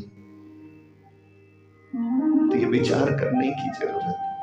परीक्षित ने पूछा है, गुरुजी ये भगवान के बारे में बताओ ना। आप तो कहते ना कि मन गोविंद में लगाना है, तो वो गोविंद रहता कहाँ है, ये बताओ। बोलो तब कह दिया था, बोले राजन के चित देहांतर हृदयावकाशे। और एक बात कहते हैं, हमसे आपको भागवत सुननी होगी ना तो ठीक से बैठना पड़ेगा, क्योंकि हम नाटकबाजी नहीं जानते। और ये हम अध्याय के हिसाब से ही कहते हैं कि कौन कौन आगे आगे चलते जैसे आए। श्री राधा रानी की कृपा है। पर कई जगह जाते ना हम कथा सुनने, तो एक ही बात समझ में आती है और कुछ भी नहीं। आप पूरे 7 दिन भी जाओ तो सातवें दिन भी एक ही बात समझ में आती है, क्या? राधे राधे बोलो, है कि नहीं? हाँ, अभी तो बोल ही दो, अभी क्या? अभी तो बोल ही दो। पर ठीक से लोग समझाते नहीं ना, इसीलिए आपको समझा रहा, ये कथा परमात्मा से तार तोड़ने का साधन है। तो कई जगह का ये ताम झाम इतना ज्यादा होता, 10-15 लोग होते, तो इतना तीखा गाते बजाते कि पूछो ही ना। जिसको हमारी कथा में तो नींद भी ले लेते लोग आराम से। हाँ, सच्ची बात कह रहा हूं। हर पिल्लर का लग जाए सहारा, तब तो बहुत आनंद आती है कि नहीं? क्योंकि हम एक तार में कथा करते हैं ना, चीख करके नहीं करते हैं। नहीं तो कई जगह तो इतनी चीख चिल्लाहट, इतनी पूछो ही ना। जिसको घर में गोली खा के भी नींद नहीं आएगी, जो एक बार कथा सुन के चला गया, बोलो है कि नहीं? है? ये भाई जी क्या बोल रहे हैं? मेरे को बोलो, क्या बोल? कुछ नहीं है, इन्हीं का काम है। अच्छा, तो बोले वृंदावन बिहारी लाल की जय। हम ऐसे ही समझ गए वो क्या बोल रहे हैं, पर अब आपको नहीं बताएंगे, नहीं तो उनको अच्छा नहीं लगेगा। खैर, केचित देहांतर हृदया से, भगवान कहाँ रहता है, ऐसा प्रश्न किया था। सुखदेव ने क्या जवाब दिया, ध्यान से सुनना। बोले केचित देहांतर हृदया से, प्रादेशमात्रं पुरुषं वसन्तं, चतुर्भुजं कंजरथांगशंखं,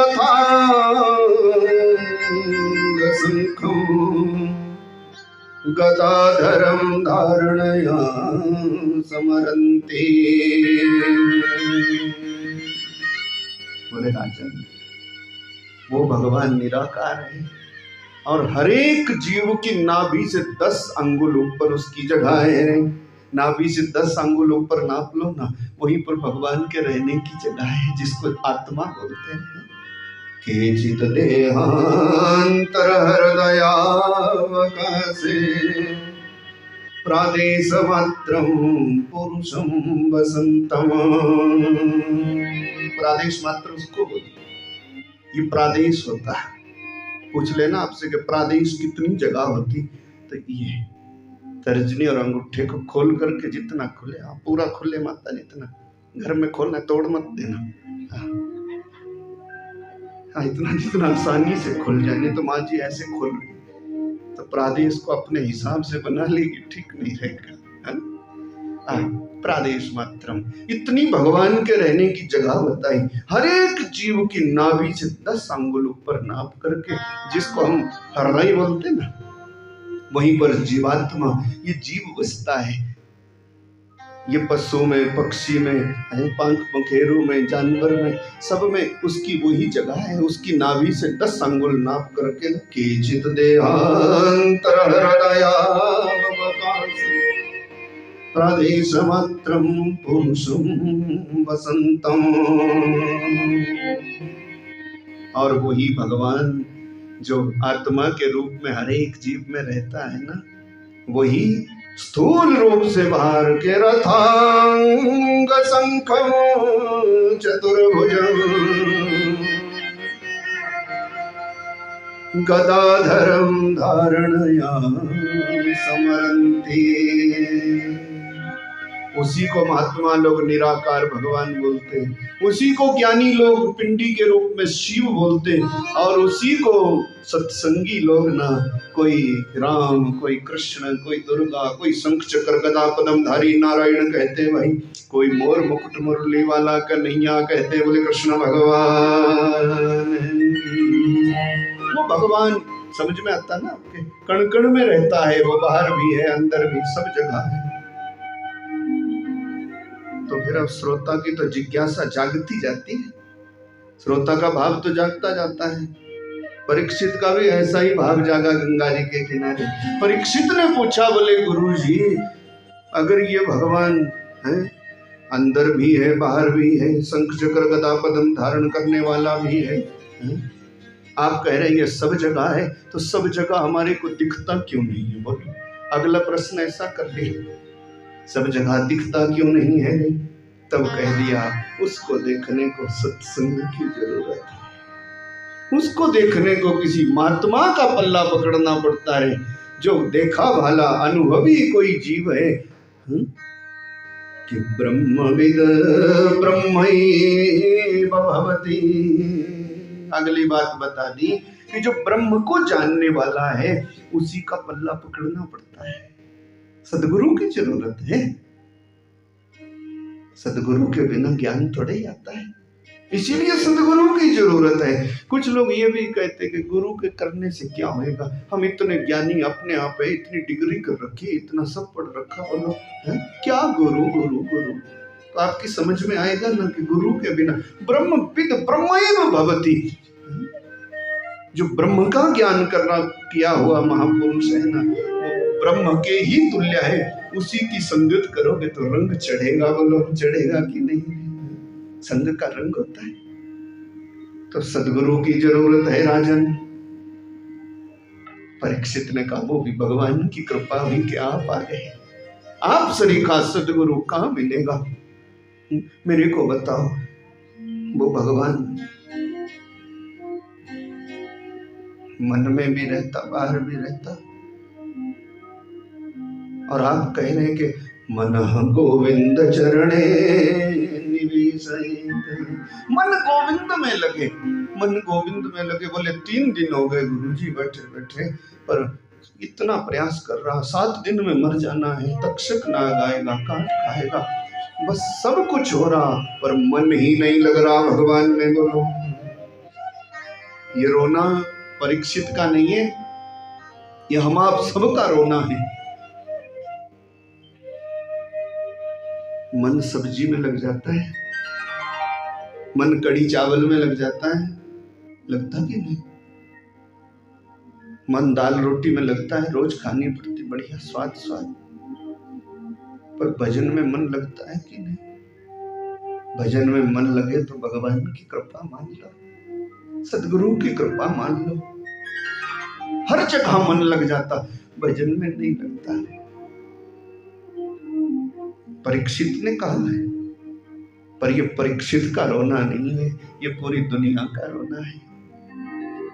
हर जगह मन लग जाता है, मन बढ़िया बढ़िया कपड़े में लग जाता है।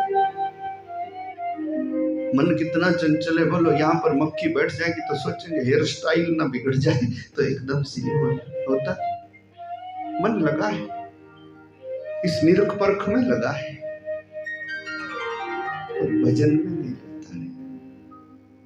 माला पकड़ो ही और जमाई आती ही, हम आपको कहते हैं। तो बोले गुरुजी आप तो कितनी सरलता से कह रहे कि मन लगा भगवान में तभी ये बात समझ में आएगी, पर मन कैसे लगे भगवान में? ओहो, सुखदेव ने सोचा कितना समय हो गया, मेरे को तो कृष्ण कथा सुनानी है और 3 दिन चले गए इसकी जिंदगी के, अगर कन्हैया का दर्शन नहीं कराया तो बेचारा ठगा जाएगा। पर इसको पक्का कैसे कर दे? पहले पक्के हुए बिना कृष्ण कथा नहीं मिलती, याद रखो। तभी तो हमारी समझ में नहीं आती ना, ऊपर ऊपर से उड़ जाती, और जब पक्के हो जाएंगे ना तब तो जरूरत रहती ही नहीं है भाई। हम चाहते हैं कि आप पक्का हो जाए, क्योंकि कथाएं तो ये तो बड़ी भारी होती रहती है। बस पक्के हो जाओ कि सच्चिदानंद भगवान ही अपना है, जगत संसार सब सपना है, ये बात समझ में आ जाएगी ना, तभी तो तुमका भी आनंद देगा। सो महाराज मन कैसे लगे, सोचा कि चेला का कहीं कमी ना रह जाए, है शिष्य अधूरा ना रह जाए। ये हर एक सदगुरु का स्वभाव रहता है कि शिष्य अधूरा ना रह जाए। तो पता भागवत में क्या बताया, दूसरे स्कंद में, तो मन लगाने का उक्ति बताई कि मन कैसे लगे भगवान में। तो मन भगवान में कैसे लगे? बोलो, ये सुनाऊं आपको कि नहीं? मन सबका लगता है भगवान में, मन सबका पूजा में लगता है ना माई? आपका भी लगता है? यहाँ परीक्षित का नहीं लगा, आप तो परे हो गए। हाँ बढ़िया। यहाँ अर्जुन का नहीं लगा। बोलो, गीता में भगवान ने कहा ना कि अर्जुन मन लगा मेरे में। मन लगे बहुत अच्छी बात है, मन भगवान में लग जाए तो फिर और चाहिए ही क्या। अर्जुन को कहा कि सब खटका छोड़, उठा धनुष बाण और तबाही कर दे, मन मेरे में रखना। और अर्जुन ने बता क्या कहा? बोले यही तो दिखता नहीं है, बाप दादा चाचा मौसा दिखता है, आप में मन नहीं लगता। कि चंचल ही मना कृष्णा, गीता जी, परमार्थी बलभद्र। कन्हैया ये मन ही तो नहीं लगता, बहुत चंचल है मन, कभी इधर भटकता कभी उधर भटकता। तेरे चरणों का ध्यान जब करने भी लगूं तो लगता है सामने पितामह भीष्म खड़ा है, जिसकी गोद में मैं पला हूं, वो कैसे उसको मारूं मैं? मन ही तो नहीं लगता। ये रोना अर्जुन ने रोया, बड़े बड़े संतों ने रोया, यही रोना आज परीक्षित का है। परीक्षित ने कहा गुरुजी मन नहीं लगता, 4 दिन बचे हैं जिंदगी के, मन भगवान में कैसे लगे, जरा ये भी समझा दो ना। और तब समझाया। कथा तो परीक्षित की है पर ये हम सबको है। बोलो है? कि जितासनो जित श्वासो जित क्रोधो जितेंद्रिया। अगर भगवान में मन लगाना हो तो पहली शर्त है आसन को जीतना पड़ता है भाई। बोलो, एक आसन पर बैठने का जिसका अभ्यास नहीं है उसका मन नहीं लगता। इसीलिए एक आसन पर बैठने का अभ्यास करो। आसन अनेकों प्रकार के होते, कैसा भी हो, चाहे वो कुर्सी का ही आसन हो मान जी, पर पक्का होना चाहिए ना। फिर ऐसा नहीं है तब झोलाबाजी करते रहो और औरों को भी, पड़ोसियों को लगे कि गिर जाएगी और फिर तकलीफ मेरे को भी होती। इसी आसन पक्का कर लो।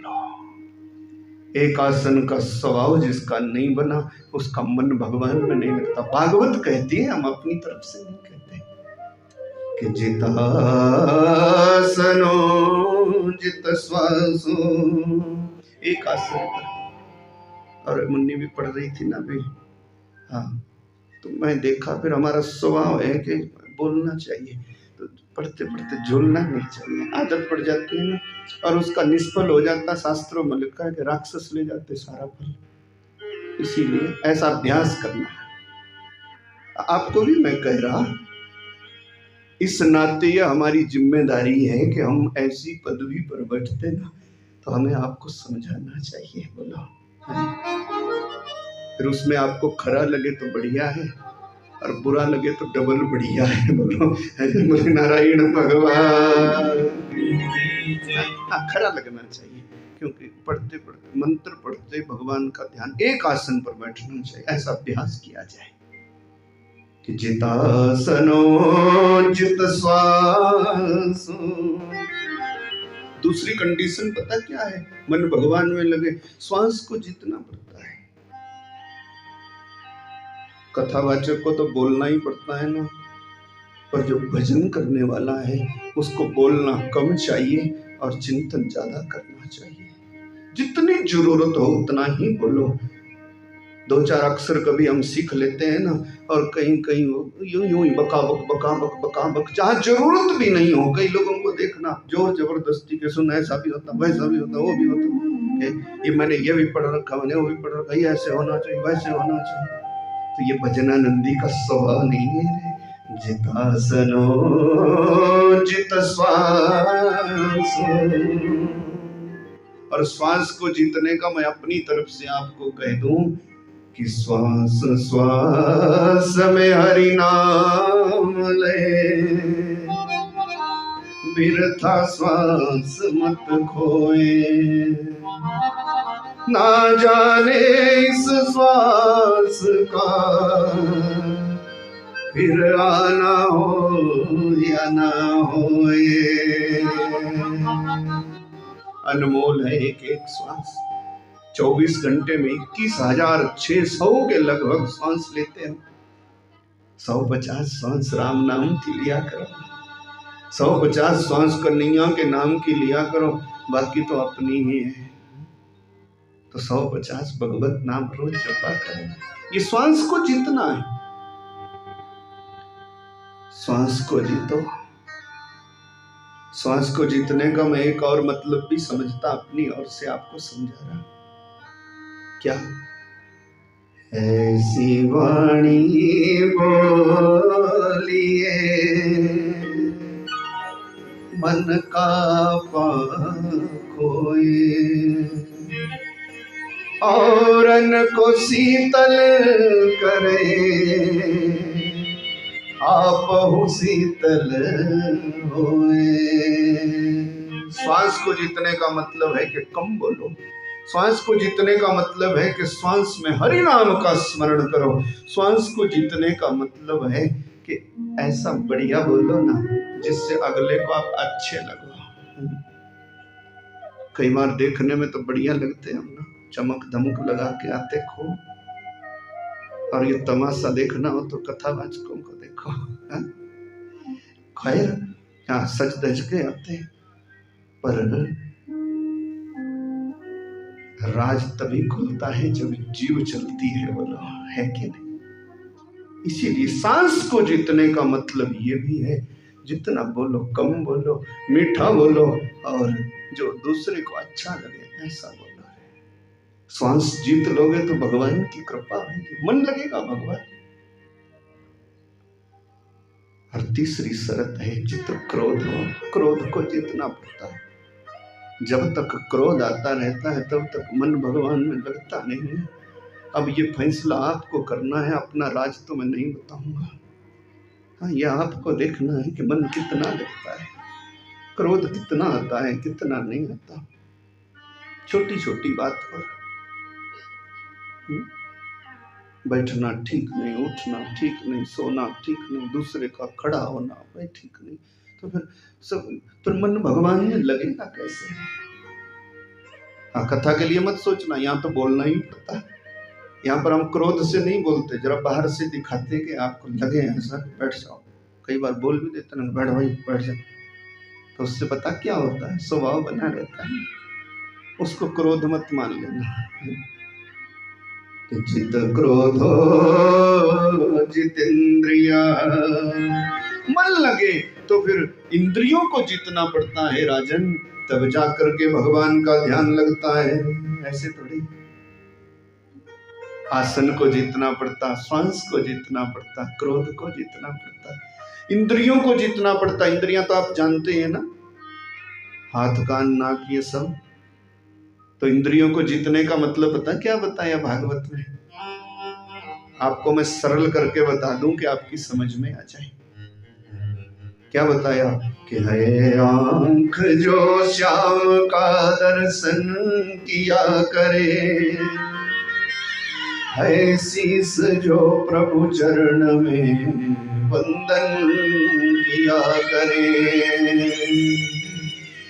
बेकार वो मुख है जो रहे व्यर्थ बातों में, मुख वो है जो हरि नाम का सुमिरन किया करे। हीरे मोती से नहीं है शोभा हाथ की, है हाथ जो भगवान का पूजन किया करे। कि मर कर भी अमर नाम है उस जीव का जग में, प्रभु प्रेम में जीवन जो बलिदान किया करे। उठते बैठते चलते फिरते सोते जागते संसार का हर एक काम करते करते, आंख देखे तो कन्हैया को, कान सुने तो गिरधारी को, जीव नाम गाए तो उन्हीं का, हाथ पैर चले तो तीर्थ यात्रा करे, परोपकार करे, तब जीव की इंद्रियां बस में हो जाती है। हर एक इंद्रियों के द्वारा परमात्मा को अपने से जोड़ दिया जाए तभी मन लगता है। ये मन लगाने की तरकीब बताई भागवत में। मन ऐसे थोड़ी लग जाता, मन लगाने की तरकीब बताई तब भगवत की महिमा है। भगवान कण कण में व्यापक है। जैसे दूध में घी रहता है, दूध में घी रहता है, दिखता नहीं है, ये समझाया है। वैसे ही संसार में भगवान कण कण में रहता है, दिखता नहीं। उसको तो कोई बिरला ज्ञानी मंथन करके ही देख सकता भाई। वो उसी को दिखता है जिसने संसार को परे कर दिया मत करके और उस तत्व को समझ लिया, उसी को दिखाई देता है। उसको समझने के लिए सत्संग सद्गुरु की जरूरत है राजन। तब अगला प्रश्न बता क्या कर लिया था तीसरे अध्याय में। बोले आप कह रहे हैं कि भगवान तो नित्य है, शाश्वत है, कभी मिटने वाला नहीं है। तो सीधी सी बात कह दे, जीवात्मा मरता नहीं, सब जानते हैं। तो जब जीवात्मा नहीं मरता तो परमात्मा कैसे मरे, कब मिटे बोलो हैं? संत लोग कहते हैं 3 बातें कभी मिटती नहीं है, याद रखना है। 3 बातें खत्म नहीं होती। कौन कौन सी? एक आत्मा, एक महात्मा और एक परमात्मा। ये नित्य है, शाश्वत है, ये याद रखना है। आत्मा, महात्मा और परमात्मा, या जो नित्य शाश्वत अयं पुराण न हन्यमाने शरीरे। शरीर खत्म हो जाए, आत्मा जिस देह में होती है वो खत्म हो जाए, पर आत्मा नहीं मरती है। महात्मा जहां जहां चले जाते हैं वहां वहां की जगह को अमर कर जाते, भले ही समा जाते, भले ही मर जाते, पर महात्मा का नाम कभी मिटता नहीं है। सो आत्मा, महात्मा और परमात्मा कण कण में रहता है। बस ये विचारधारा है। सो राजन, भगवान की सत्ता कभी मिटने वाली नहीं, संसार नष्ट हो जाते हैं। फिर एक बात बताएं, तीसरे स्कंद में ना जब नजदीकी ज्यादा बढ़ जाती ना, इसीलिए तो गुरु को एकांत में ही रहने देना चाहिए। नजदीकी जब ज्यादा बढ़ जाती है तो ज्ञान कम होता है और इधर उधर की अनाप शनाप चर्चा ज्यादा होती है। इसीलिए महात्मा को चाहिए कि वो एकांत का सेवन करे, क्योंकि जितना जितना शिष्य पास में बैठे, जितना जमावड़ा लगा रहे, उतना भजन नहीं होता है। फिर तो इधर उधर का ख्याल आता है। और जब भीड़ ज्यादा बढ़ जाती है तब तो पूछो ना, फिर आंख नाक कान ये चटक मटक है ना दुनिया में। और फिर बढ़ जाती है, फिर तो ना गुरु का स्वभाव बना रह सकता ना शिष्य का। इसीलिए कह दिया कि महात्मा को चाहिए वो एकांत का सेवन करें, शिष्य उससे दूरी बना करके रखें। और प्रमाण क्या है? श्रीमद् भागवत।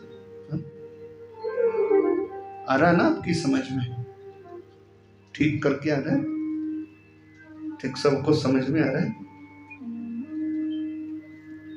बरखा भी लग गई, चले जाना।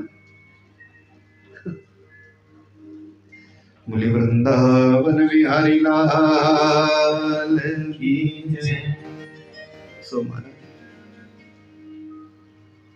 सो भगवान की आपकी कृपा।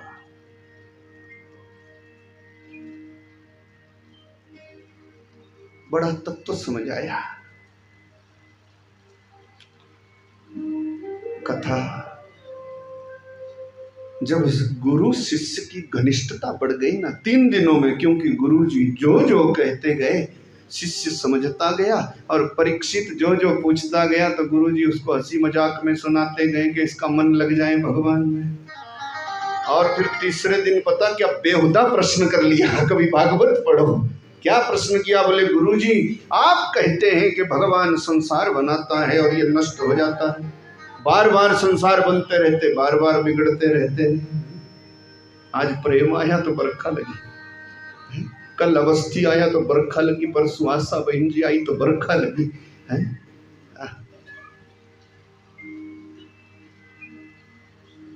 बोले नारायण भगवान की जय।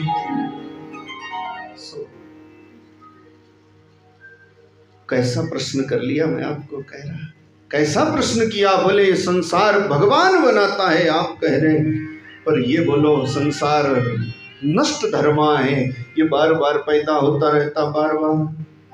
सुखदेव ने कहा बड़ा बढ़िया लगा कि इतना तो तेरी समझ में आ गया कि भगवान कभी मिटते नहीं, संसार बनता है मिट जाता, शाबाश, इतना तो तेरी समझ में आ गया। परीक्षित ने कहा समझ में नहीं आया, क्योंकि नजदीकी बढ़ गई थी ना, तब चेले हद से गुजर जाते हैं। बोलो यही अर्थ है इसका, नजदीकी बढ़ गई थी तो बोले इतना तो तेरी समझ में आ गया, शाबाश बच्चा।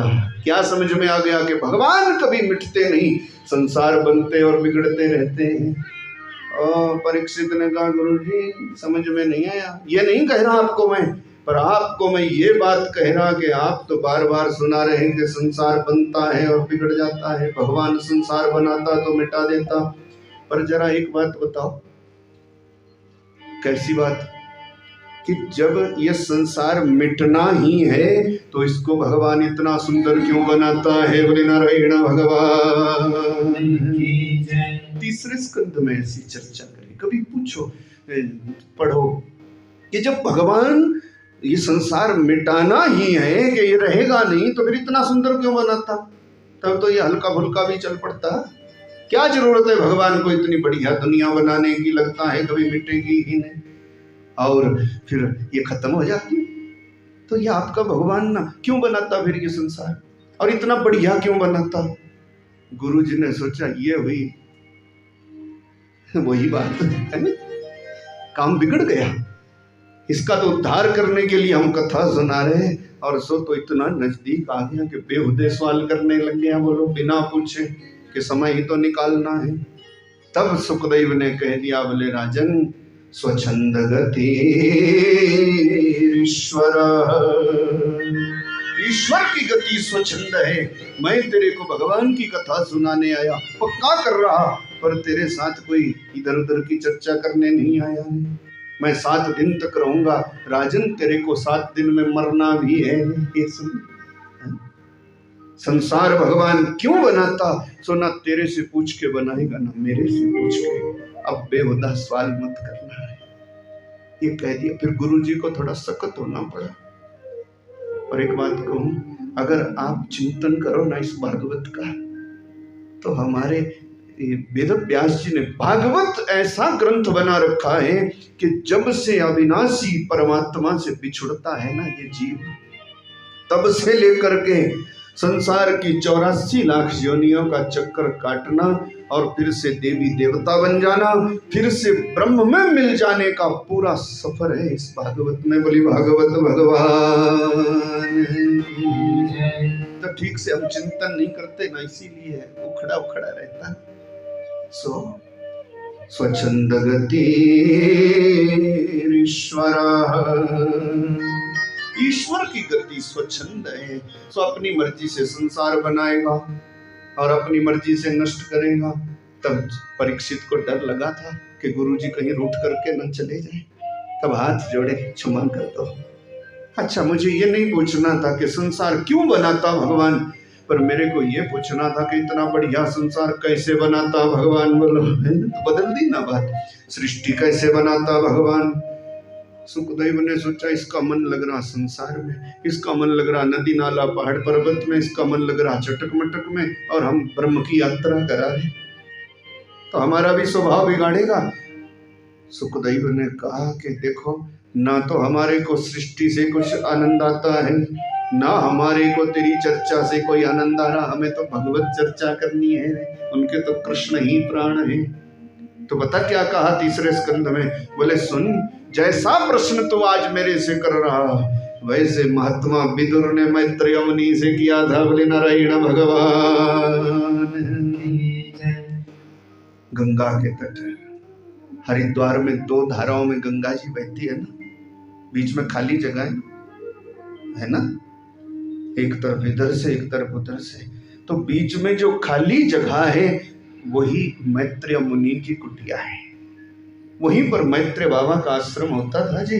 विदुर जी जब भगवान कृष्ण चले गए अपने धाम तो उनको दुख लगा और माया मोह में पड़ गए। तब कहाँ किसके बिना रहूंगा, भगवान के बिना कैसे कहाँ जाऊं, तो चले गए थे गंगा जी के किनारे और मैत्रेय मुनि से जाकर के प्रश्न किया है ये माया क्या है, भगवान ऐसे संसार कैसे बनाते, कैसे मिटा लेते, क्या क्या लीला करते, क्या क्या अवतार लेते, सब सुनाओ। और महाराज मैत्रेय मुनि ने जैसे विदुर को सुनाया था, सुखदेव ने अपने ऊपर नहीं लिया। सुखदेव ने कहा ना तो हमें सृष्टि से लेना देना, ना सृष्टि की कथा से लेना देना, पर तेरा मन ना भटक जाए, इसीलिए सृष्टि की कथा जैसी विदुर को सुनाई